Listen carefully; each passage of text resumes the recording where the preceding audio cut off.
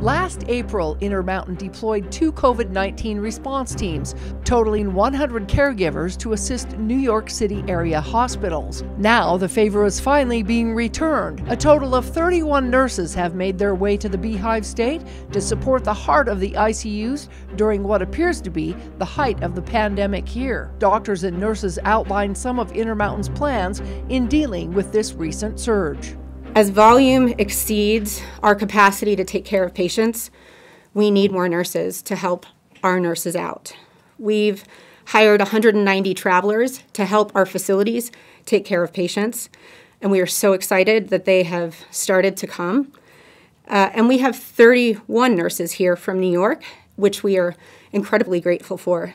Those nurses have graciously and enthusiastically enabled us to continue providing that high-level care to patients. The timing of this exchange couldn't be better. With COVID-19 cases in Utah being at an all-time high and a rise in hospitalizations, nurses working overtime are starting to burn out. The relief felt by New York nurses then is finally paying off for Utah nurses now. In April in New York, there were days of absolute exhaustion and stress of our staff throughout the whole hospital. And I remember the night some of the Intermountain nurses initially walked in. It was such a sense of relief for myself to know that we had just a few extra set of hands to help care for our patients in that moment. Now it's our turn to come and help return the favor here. The NYP nurses on this trip each volunteered to come for 2 weeks, leaving their families and friends home in New York City.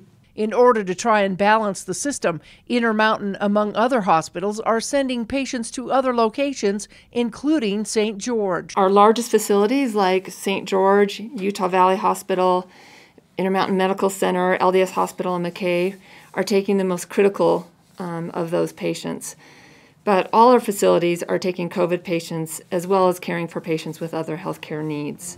This also means having to do things differently. Many nurses are playing dual roles as patients are being placed accordingly. Everyone's seeing volumes and has been challenged with regards to staffing and has found creative ways to put patients in the right spaces.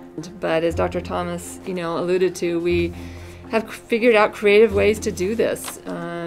We are working on what we call a dyad model at times, where we're using an ICU nurse and a med-surg nurse together to care for some ICU patients. That allows us to take care of a few more patients than normally an ICU nurse could do on her own. The only thing they want to see happen now during this collaborative effort is support from entire communities in making sure they mask up and do everything they can to keep this virus at bay. My plea to all of you is to please do what we know is working. Wear your masks, wash your hands, social distance. We are heading into our holiday seasons, and we all want to be with our family and with our friends. But at this point in time, we just need to really think about how this is impacting everyone, and just take the moment to do the right thing and protect our caregivers, protect your family. In St. George, Melissa Anderson, Community Education News.